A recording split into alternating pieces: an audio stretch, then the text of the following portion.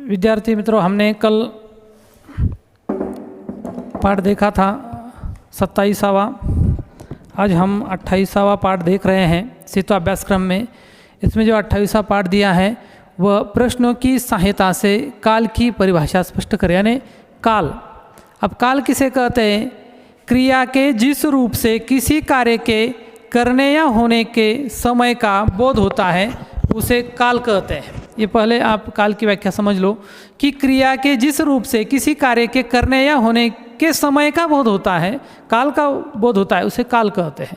अब इसमें आपको उस सित्व अभ्यासक्रम में कुछ उदाहरण दिए हैं, जैसे कि आप अभी क्या कर रहे हो, आप कल इसी समय क्या कर रहे थे, आप कल इसी समय क्या करोगे। अब देखो, ये आपको 3 वाक्य दिए हैं। अब पहला वाक्य कौन से काल का है? आप अभी क्या कर रहे हो, ये होगा वर्तमान काल। कौन सा काल होगा? वर्तमान काल। अब ये जो वाक्य हैं, ये वाक्य हैं वर्तमान काल का।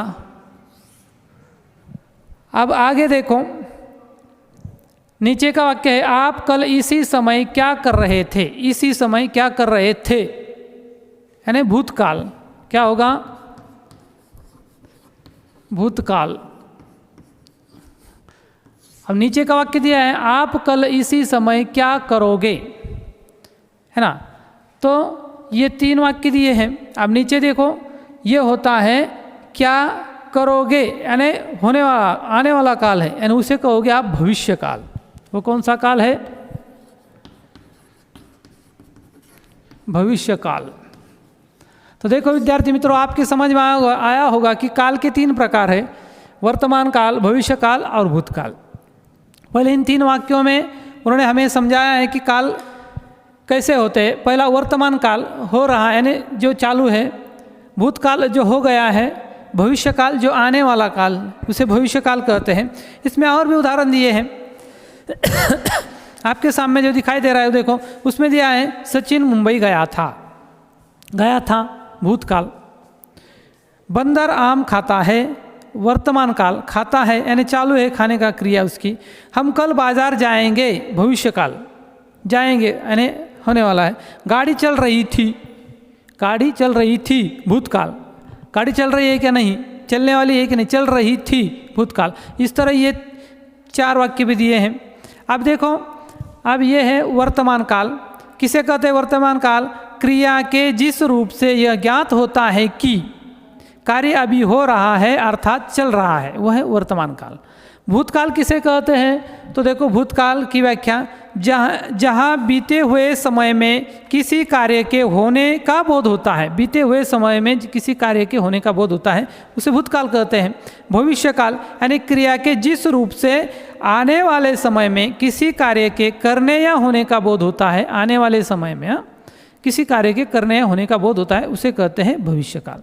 इस तरह विद्यार्थी मित्रों, ये हमने इसमें, मैंने पिछले साल तुमको बहुत ही अच्छी तरह काल समझाए थे। ये सिर्फ आपकी रिवीजन है। अब इसमें आप काल समझ गए होंगे। आगे आपको और एक चित्र दिया है, उसमें चित्र का निरीक्षण करके निम्नलिखित चित्र की सहायता से सार्थक वाक्य तैयार करना है। अब एक 3 चित्र दिए हैं। एक के थाली में लड्डू नहीं है, बीच में का जो चित्र है उसमें लड्डू है, आखिरी जो चित्र है उसमें भी लड्डू है। अब ये क्या कर रहे हैं? पहले देख, काल, आज, कल, कल, आज, कल, ऐसा दिया है।